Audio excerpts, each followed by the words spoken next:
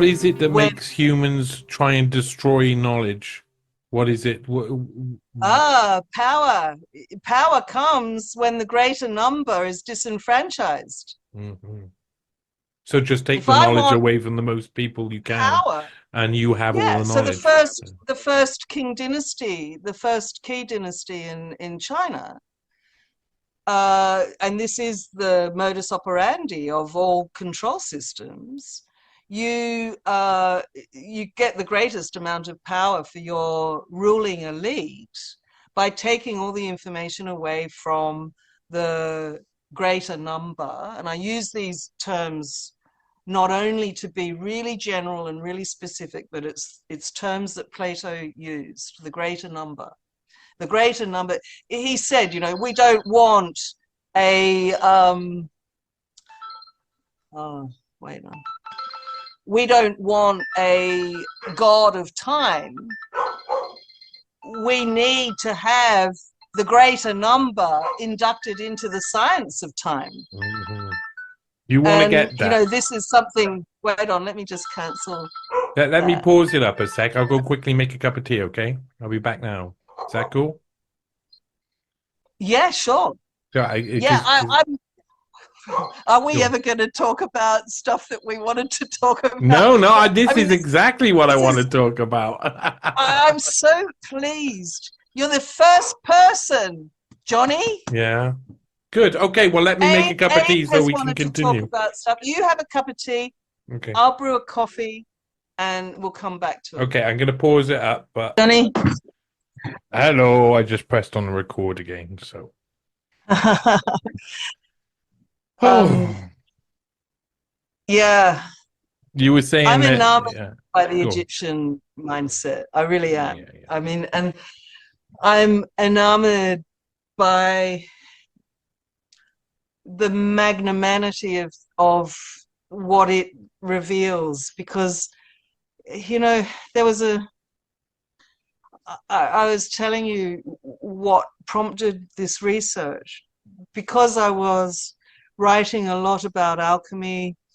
I was bringing the work of Sheila Morgan, a colleague of mine, to the fore, championing her work alongside mine. Basically, what Sheila was doing was approaching complex topological shapes and forms like the Klein bottle and the Mobius strip from a woven perspective. So she was creating woven structures that would not only track the nature of the topology, but would reiterate that pattern in the weaving. And she got to the point where she was able to create a single thread weaving of a Mobius strip that was quite a solid band using velvet fabric, which indicated how the weave worked out to the nth degree, joining beginning to end. Sorry, I'm just getting my coffee.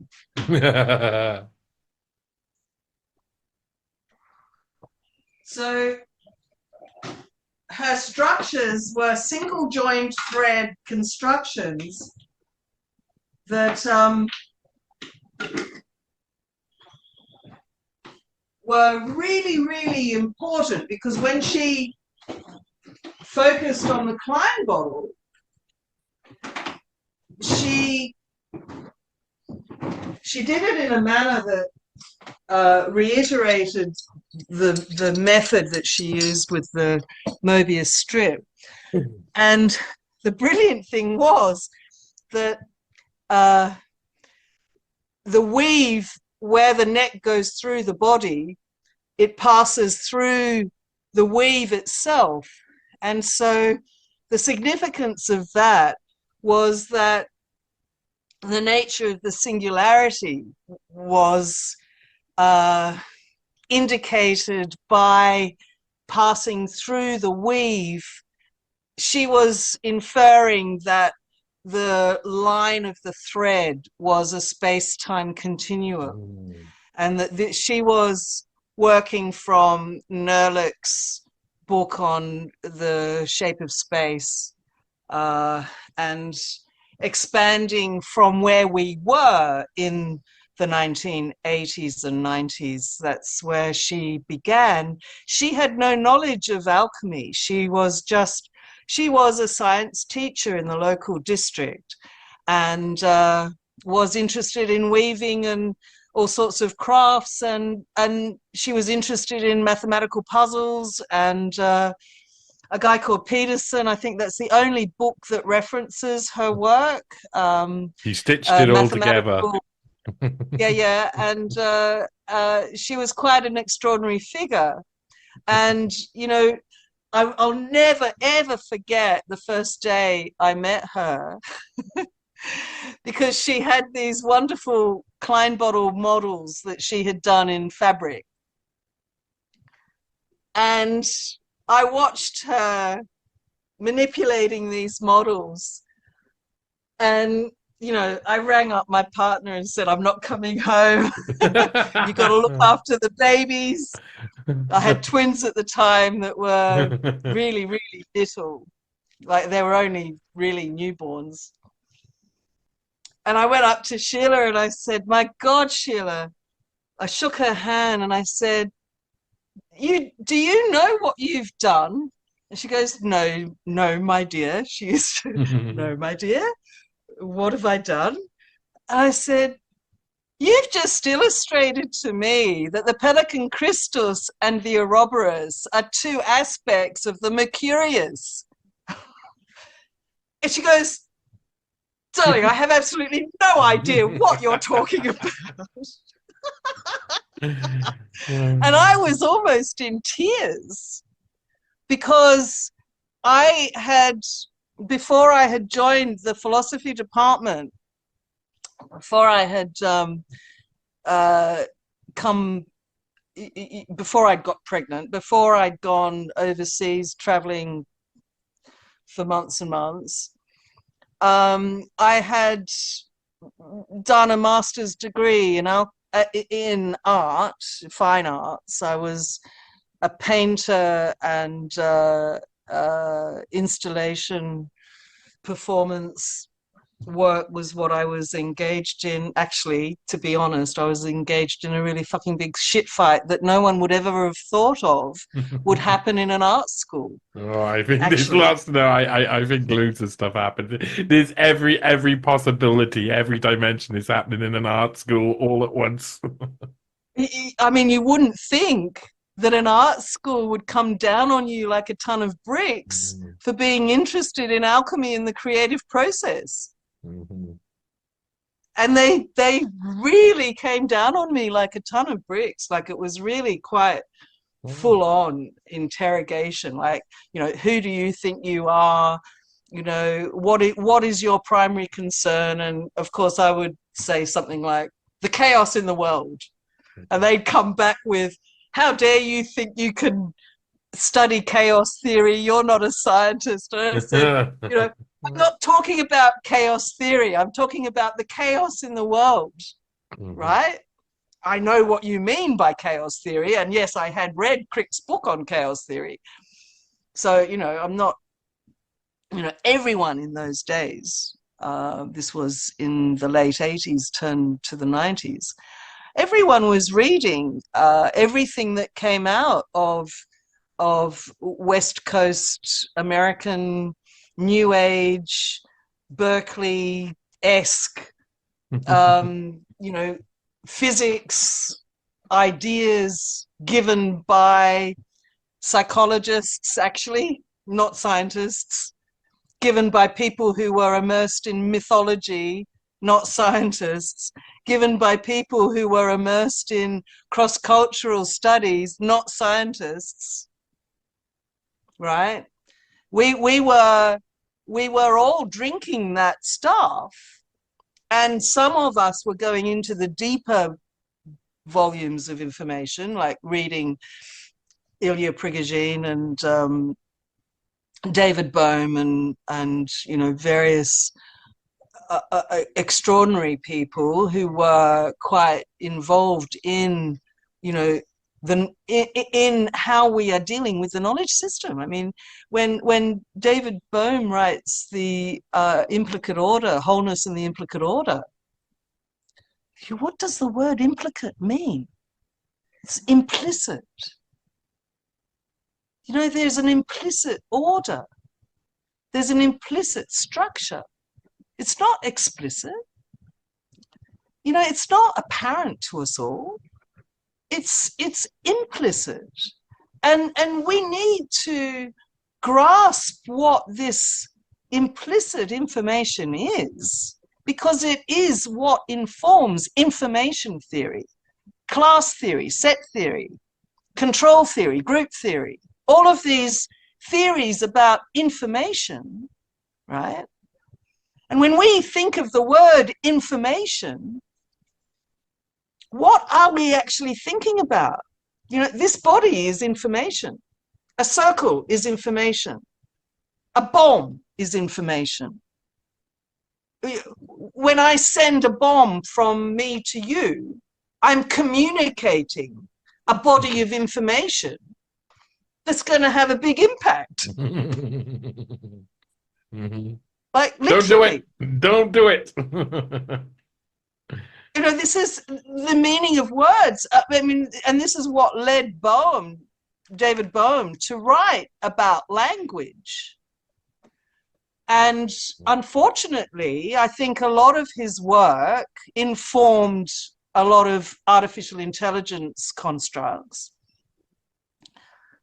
You know, from, and when was he writing? From the 50s on. I mean, really interesting author.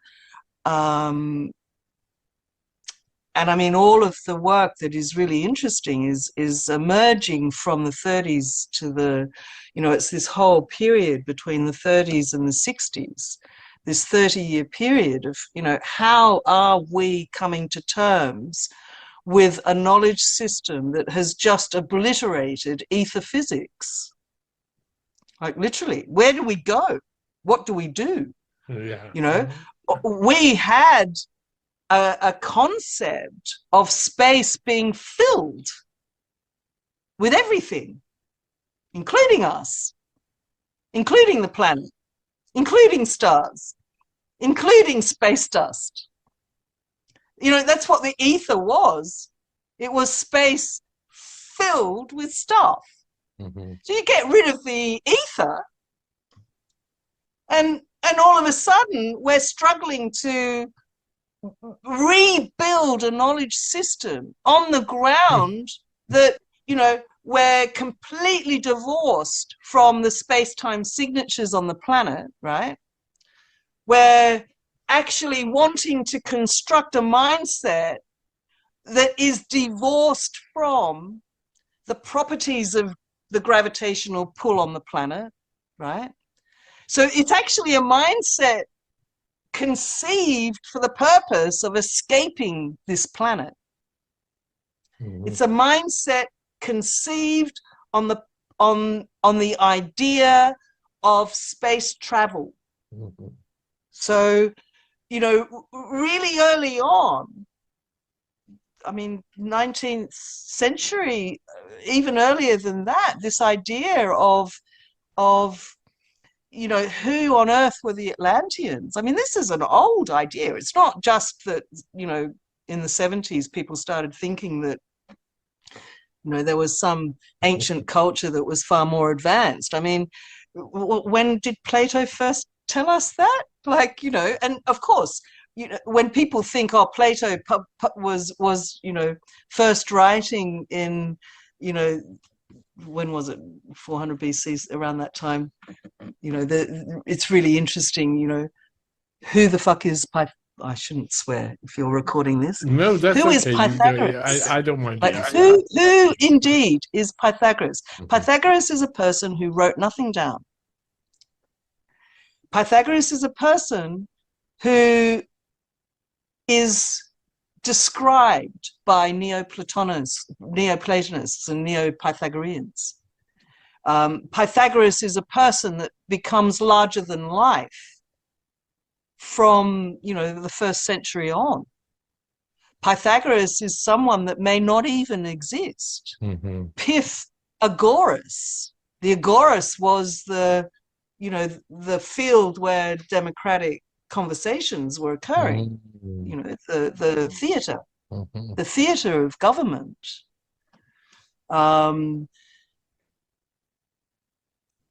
It's really interesting to me that we build an image of Pythagoras as someone who comes from Samos.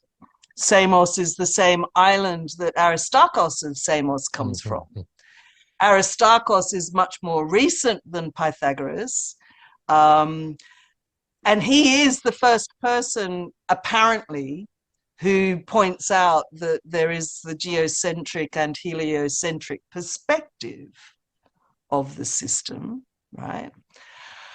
And that is before Vitruvius writes his books on architecture and gives us the design for the model of the sundial.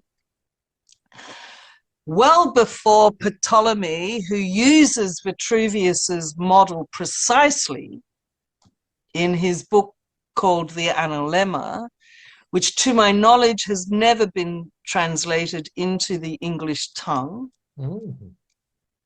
Yeah, there's many books that have never been translated into the English tongue. Many books written by Euclid that have never been translated into the English tongue. So do we just take His little book on bits out data, of for them? example. Do we? Beg your pardon? Do we just take little bits from them? Do we just, I don't understand. I believe that it might have something to do with the British Crown not necessarily being British, Yeah, okay. And I say that not to be facetious in any way. What is the biggest struggle today? I think it's got a lot to do with sovereignty. What is sovereignty? If you read Thomas Hobbes, it's the Commonwealth of Nations. The Leviathan is a very important book because it defines the nature of absolute rule, absolute authority, and, what are the principles of this machine? What is the behemoth of the machine? What is the Leviathan? What is the political economy, basically? And Thomas Hobbes, he's writing in the 17th century, one of the most interesting centuries in English history, on Elizabeth I's deathbed. You literally, in the last couple of years of her existence, we get the formulation of a corporation, the instrumentation of, the signature authority of that underwrites a royal decree, right? And the Elizabethans, they were well into, signatures that reiterated the Analemma. Every time they wrote their name, they would flourish with a signature of the Analemma. They would wear collars that would indicate the signature of the Analemma. They were constantly aware of these motives and structures. And even today, when we look at the fabrics chosen for costumes of people from the Elizabethan era, it's all based on matrix geometry. It's all based on hexagons and equilateral triangles, and and that's for a reason, because all of our knowledge system comes from the one and same foundations, which is the astronomical information that gives us our codes and covenants. It gives us our iconic symbols. The Vesica Piscis, fundamental to Christianity, fundamental to Catholicism, the word meaning universalism. It is what the concept of Ra is. It is what the letter R is.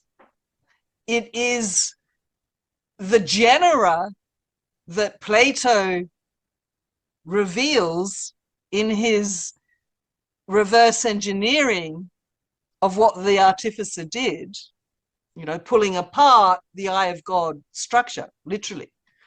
And all of those elements that he pulls apart, it's you can only see what he's pulling apart if you have the concept of the eye of God structure in mind, because that's the only thing that starts to make sense with the words that he uses. You know, you take away that which is 1/3 of the whole, or I mean, there's all the sorts of things, and then you get to the two circles and they're separated, and you also get the rendering of all the shapes. Yeah, sovereignty.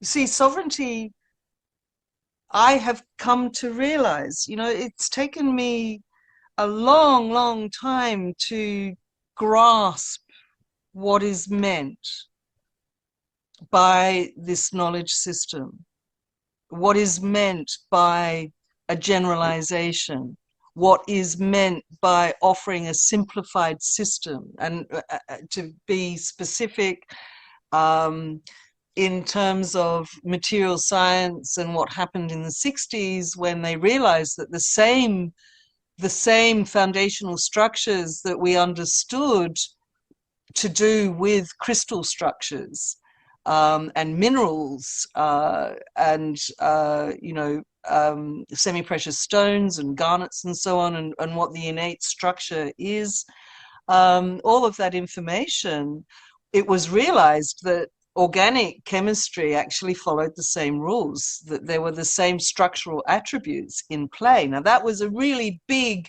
aha moment in the late 50s and early 60s that led not just the introduction of ultrastructure that was informed by the work of René de Haas, his illustrations of the rhombic dodecahedron that was an illustration of garnet crystal, I think, could never have been done if he didn't know how to build the matrix from the Vesicapiscus. He couldn't have done it. And I show that in some of my studies. I have a picture of his structure, which is a really, really complex design. And I show how easy it is to replicate it using simply the Eye of God construction. So, you know, the Eye of God is not just the two circles of the Vesicapiscus. It is the one circle that is the iris of the eye, which is a 1 unit in diameter.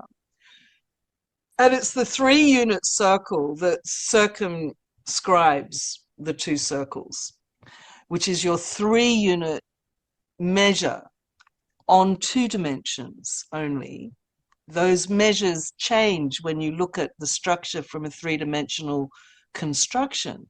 So we have a certain amount of information just from putting those 2 circles together. So if we're going back to the mapping of the ratios of day to night, so that's where we get our 3 lines that are 4 quadrations of the annular cycle, which is the anu, anum, anu. The super anu means sovereignty. That is the root etymology in Latin of the word sovereignty, super anu. Now, I've come to realize that that is indicating the greater cycle, the lesser and the greater cycle, that is the daily cycle and the cycle of the annum. The relationship between them is the relationship between the continuous line of time and the periodical points of the noontime And so those are your two attributes of your space-time science. Mhm. And that is the broken and unbroken lines that inform the I Ching, from a concept called the sepat, which is first shown as the indication of a river that Hathor is emerging out of. And the river is, the dotted lines indicate sand and the continuous line water. So that's how it's described. But in real terms, when you start really understanding that it's all about this astronomical geometry, absolutely everything in the mythology, in the anthropomorphization of these concepts, in bestiary, you know, the combination of animal and human forms, all of these things are so many different ways overlaid of defending and protecting the information in really numerous, many different permutations. So not only do we have the ratios and proportions associated to the body, and, you know, Vitruvian Man from Leonardo is not the Vitruvian Man that Vitruvius talks about. Mm. And we do get an indication of what the Vitruvian Man is that Vitruvius talks about, not from illustrations from Vitruvius, but from illustrations given in many different cultures in the Renaissance period that are both indicating significant information that people should understand on a symbolic level, like, you know, when you put the figure of a man inside a square of squares, but the pedestal, the feet, is placed inside a vesica piscis, right? So that's indicating that the square of squares that our ratios and proportions appear to come from is the pedestal, is the vesica piscis, the foundation, the in ancient Egyptian pictorial indications, you have the different registers. The bottom register is always about foundations of your mindset, and the middle register and the top register above are the various permutations of how it's used in society and so on. So when you're looking at the foundational register or the pedestal, you know, these are all very important words, because the word analemma becomes associated with the pedestal, which is where our feet are, which is our fundamental connection to the planet, right? And, you know, it's even more layered than that, because the analemma is not just the foundations of the mindset, it's the foundations of our whole scientific process. And yet today, very few people will discuss what constitutes the scientific process. And the best description is how we gather all the data from the gnomon in the broad light of day that our children can be doing at school, you know, work out how that shadow moves, work out what the the two extremes and the two means are, and not only that, work out what happens when you just measure or just mark the noontime, the period of, and so you're not even interested in what's happening during the day. You're only interested in what's happening over the course of the year, because that information is the two significant data sets that have to be drawn together to then inform your analysis of the phenomena which is the signature record, which is immaterial. So it is not matter. It is esoteric in the sense that it is internal to the territorial space of the ground plane of this planet. Esoteros is not internal to my personal body. It's internal to the territorial space of this planet. So, you know, esoteric means inside, accessible to us. It's common to all of us. It's information that we should all be understanding, because all of us know we have a shadow. All of us somewhere in the back of our minds know that time comes from our shadow, even though today there are a whole lot of people saying, you know, time is an abstract construct made up by human beings. Well, you know, that's a stretch of the imagination, but, you know, yes and no. It's made up by human beings because we are without us gathering the data, without us being the scientist, not the creator, We're the scientist.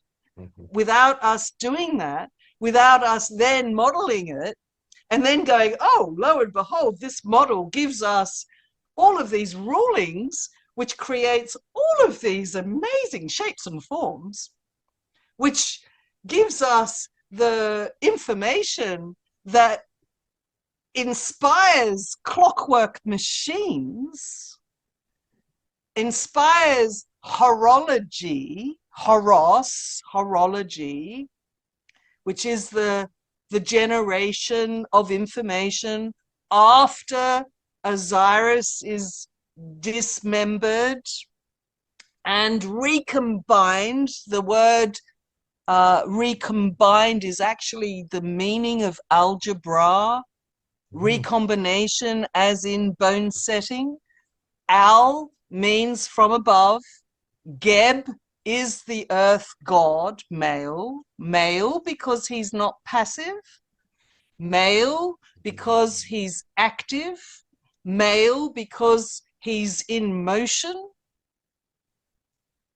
Male because he supports the world and delivers knowledge through the nomen that is identifying as the phallus, right? So when, you know, a lot of Masons believe that the knowledge system is you know, the worship of the phallus, and that's because they're on the bottom rung of the knowledge system. You know, they don't go further than the dreadful image of the earth god being seduced by the sky. And, you know, in a puritanical mind, that's, oh my God, that's just, you know, and of course, you know, all men who wake up with a fucking erection and feel like they've had a wet dream and that they've been seduced by someone in the night, you know, all these myths of the evil female, the seductress, the misleader, all of these things come out of this rendering of the earth god with his phallus as the nomen, running with these strides, looking in the opposite direction and appearing to be struggling under the arched body of his wife, the sky, you know, the medium between the earth and the sun, which is first depicted in the broad daylight, then is shown with stars in the background. So we're then moving into the information about nighttime astronomy. So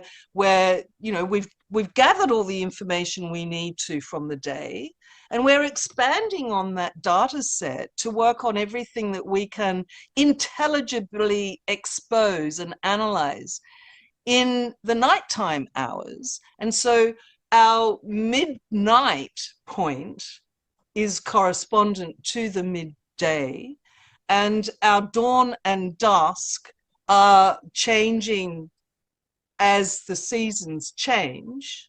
The temporal the temporal nature of the dawn and dusk, or the extent of the day, the time ratio of day to night changes.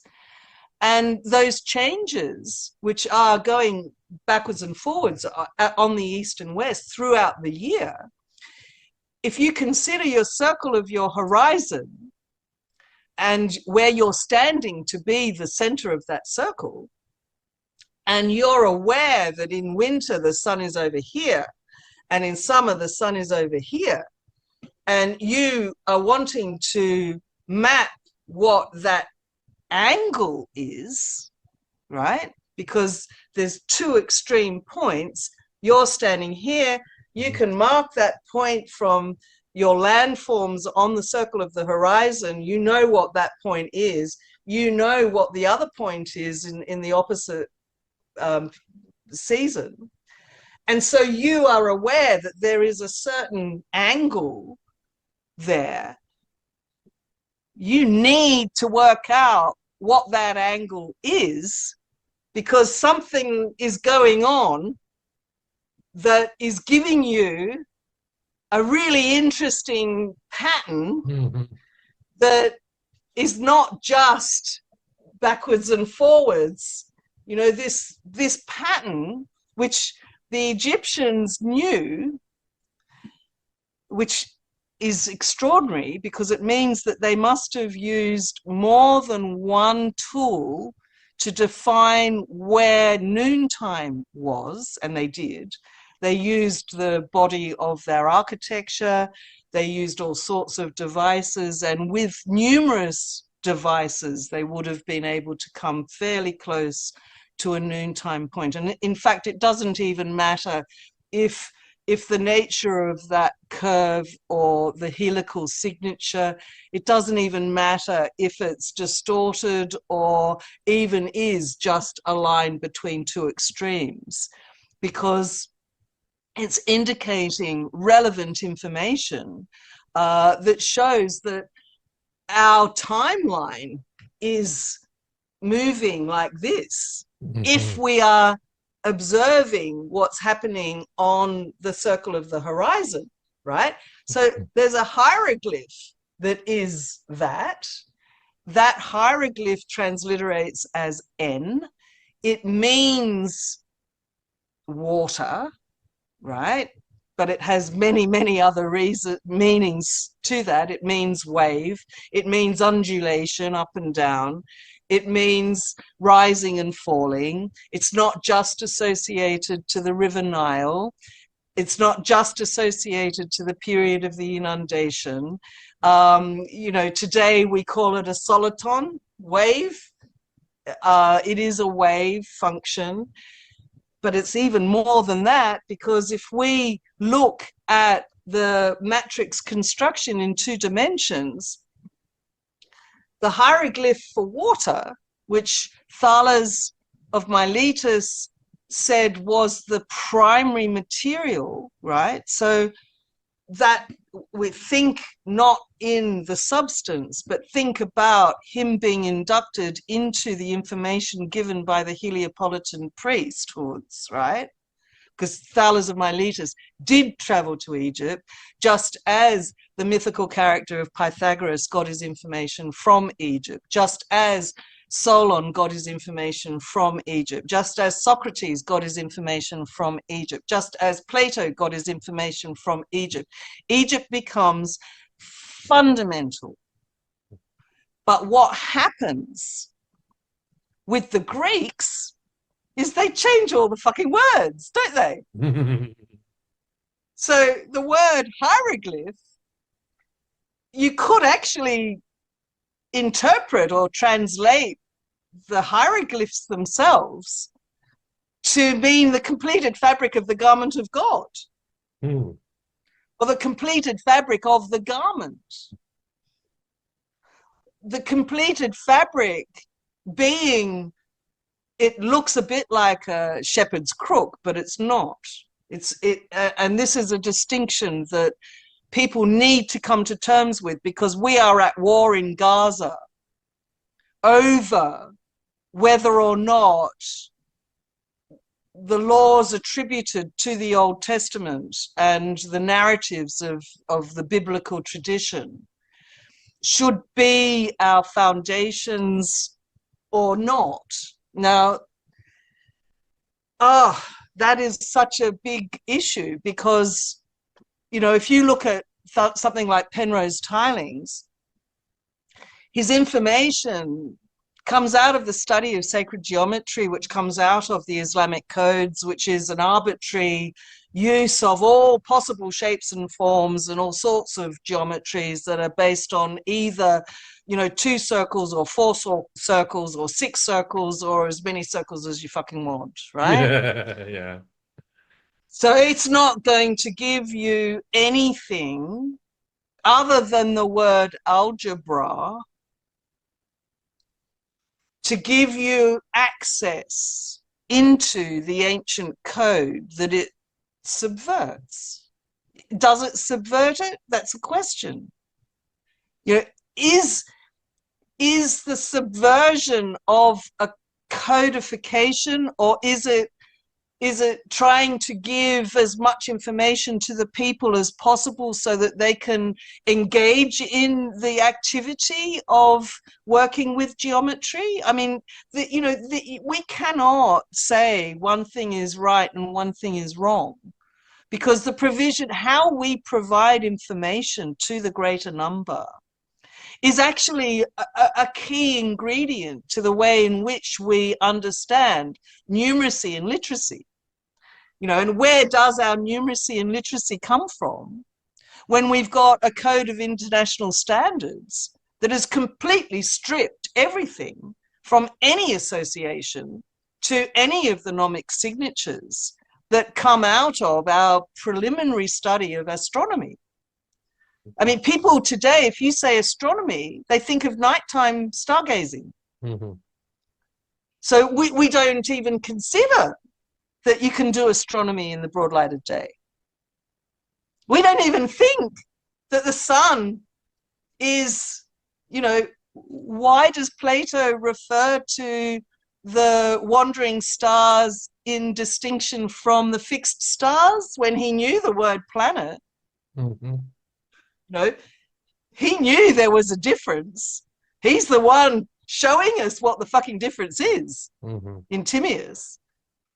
And he's doing it to save his neck too.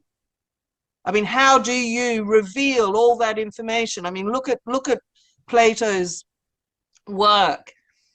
I believe we can absolutely say that the Timaeus was written after his 7th letter, which was written after the Republic.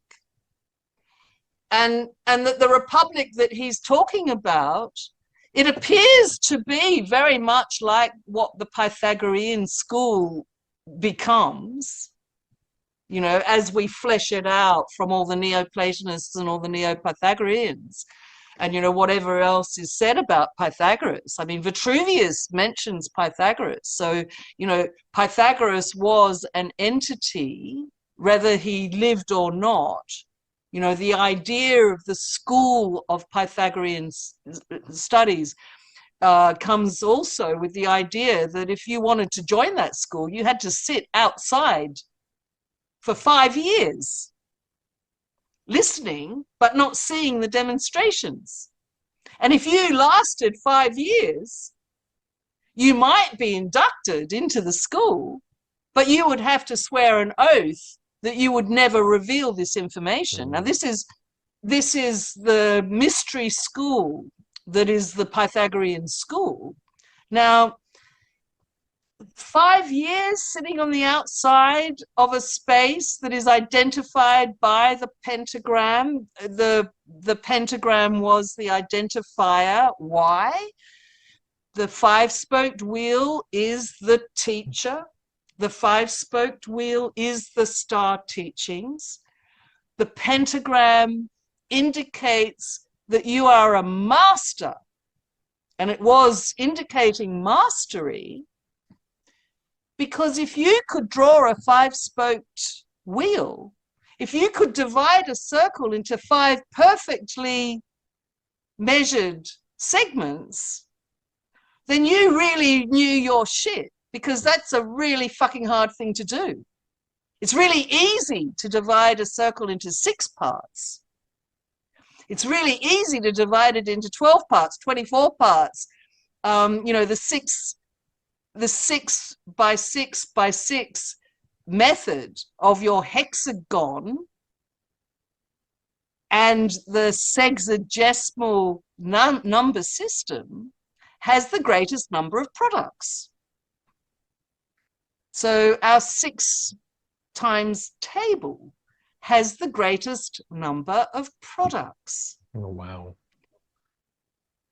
So the ancient Egyptians, this comes from the ancient Egyptian process, because even Euclid shows us that the Vesica Piscis gives us, you know, the 2 hexagons that are inside each of the circle. I mean, this is, I think it's the 4th postulate.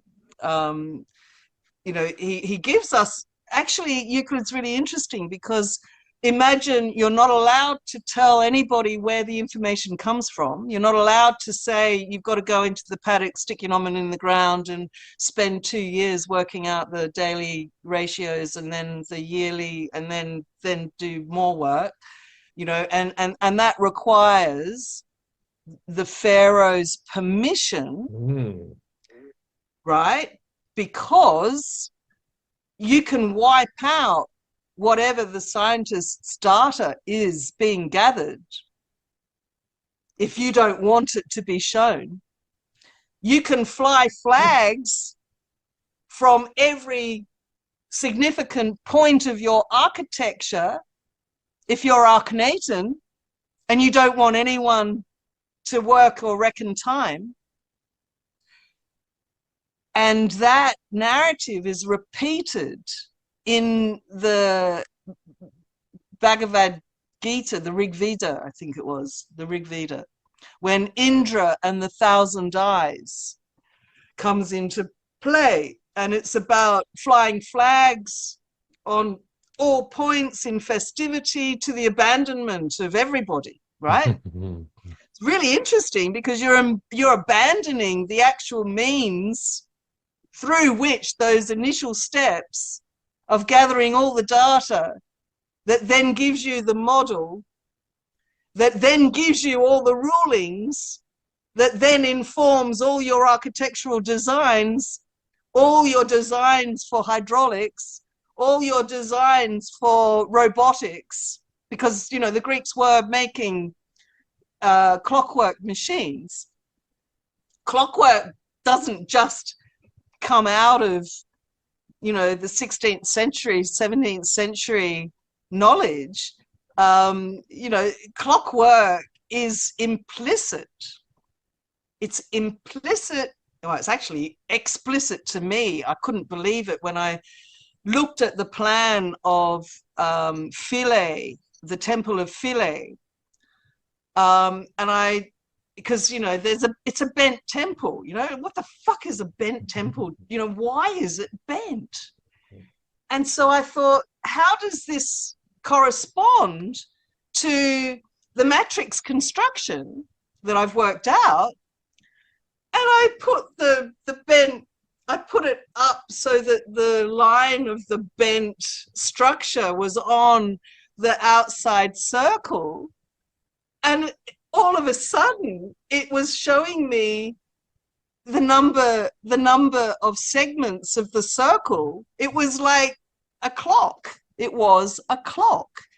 The bend was indicating the 2 segments of a system of information that had been raised to a certain degree of complexity, so that there was a number of degrees between each of those segments. I think I worked it out, it was a 5-degree space, which is phenomenal. It's like, oh my God, this is further proof of the decimal system emerging out of this sexagesimal hexagonic structure. Why? Because the hexagon and the 6 times table gives us the greatest number of products.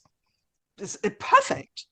And so every other number system comes off the nesting of all those hexagon shells, which in 3 dimensions infers cubes.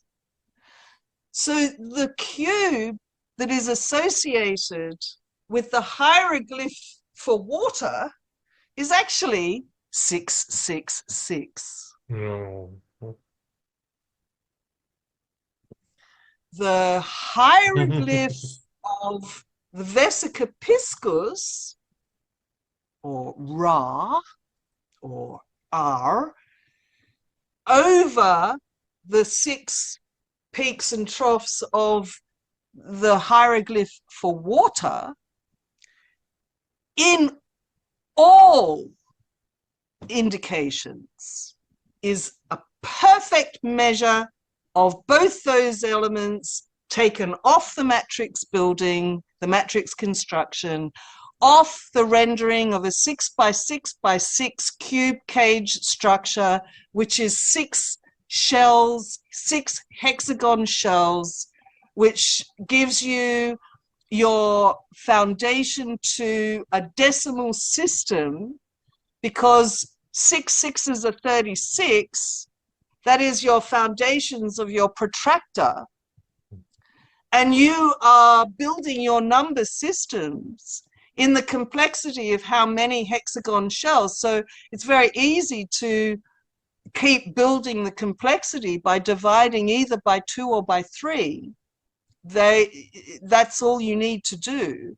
So if you're wanting to indicate raising the complexity from a 6 by 6 by 6 cube to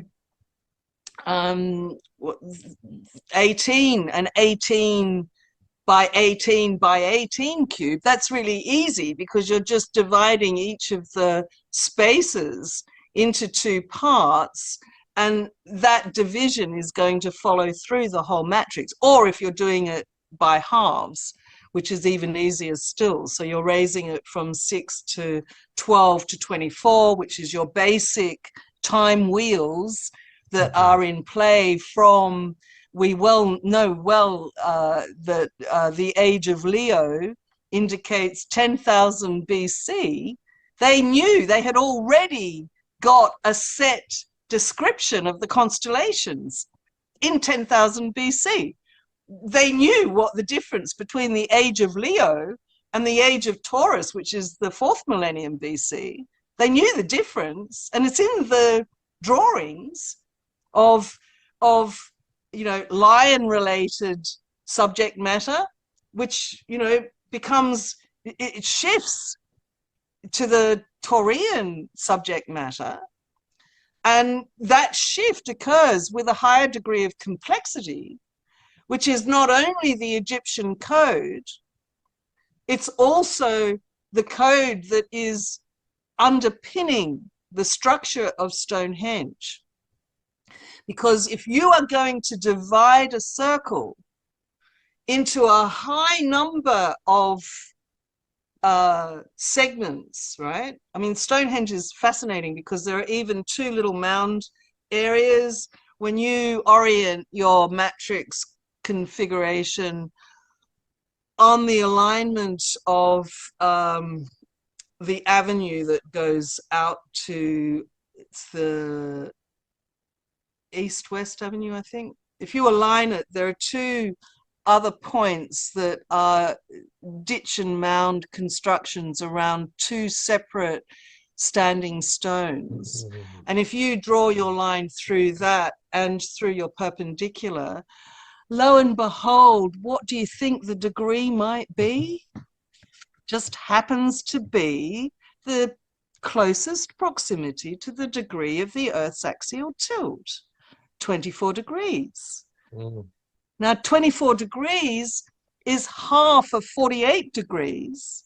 And if you go back and take a protractor, which most archaeologists need to become familiar with, right? Because if you don't have a fucking protractor, how can you work out the significance of an angle? I mean, you're talking about, if you're talking about Philae, it means Angle Island. I mean, Philae is the most amazing structure, which they wanted to just obliterate by creating the Dam of Aswan. And, you know, there were a few very significant people who went, you know, we can't destroy that. And I know now why. And that, you know, when I discovered that Philae, the structure of the temple, actually indicates a certain degree on a clock wheel, that was only a couple of months ago. It's like, oh, this is really significant information. I don't have anyone I can tell it to. You know, there are so many eureka moments in the discovery of this work that I can't speak to anyone about at all, because you know, I have to sit down like I'm doing with you for hours to point out all of these things. And I must say, it's got something to do with my stubbornness, because I needed to know. At first I was freaked out, because, you know, it's like 2008, 2 years after my PhD, 2 years after I was taken to significant international conferences and gave all of my work to, you know, Norway and England, Scotland particularly, and I'd given all of Sheila's work to Brian Greene, in fact. And I've got evidence of all of her work going to Brian Greene, because our head of department had to intervene because he wouldn't respond to us. And, you know, whilst Sheila wasn't a registered candidate for any PhD or anything, I was. And I was working for 10 years really closely with Sheila, but on a completely different path, because as soon as I met her, I just went, oh man, this is all alchemy. I had already written a master's on alchemy. And it was like, I know what you're talking about. This is a really key point. But the information that I was bringing out with my thesis, I hadn't worked out the geometry. And, you know, there were indications from some extraordinary mathematicians and scientists that I met at the conferences that I went to. And one of the conferences was formed around my work, and brought together some really significant people in Norway. And I was privy to information there that was to do with nature's code. And it was not resolved. And the indications of the geometry was really messy. And in my head, I didn't know at the time. I knew that there was a really big significance between the tesseract or the hypercube and the analemma. But how to marry that, I had no idea. And I knew that the tesseract had a relationship to the Klein bottle, and I also knew that there were more than one permutations of the Klein bottle, and that the most hidden one is the most interesting, and that is the Persa Fortunatus.